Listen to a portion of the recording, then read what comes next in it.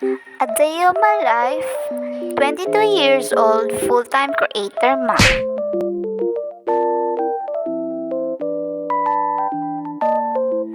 So for today's vlog, naisipan ko nga gumawa ng rice coffee.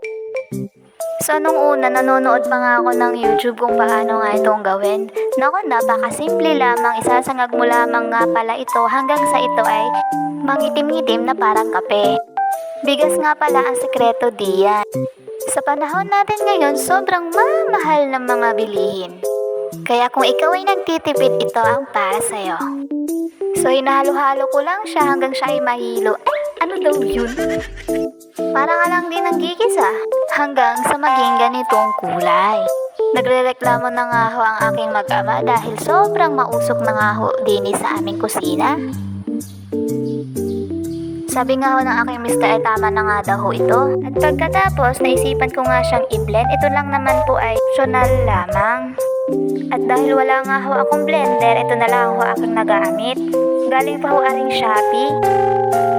So ito na, nilaga ko nga lang ho siya sa takore. Gumamit nga pala ako ng salaan diyan para di sumama ang mga natitirang bigas.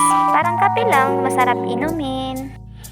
Naglagay na din po ako ng asukal, pampalasa. Siyempre, tatansahin mo ang pagkatamisan.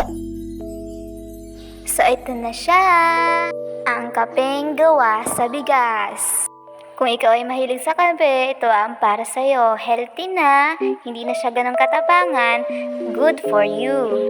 Sabayan pa natin ng saging na nilaga. Maraming salamat sa nagbigay na ito.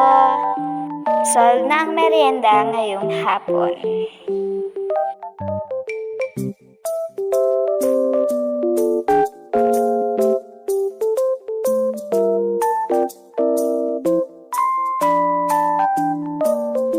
Salamat sa panonood!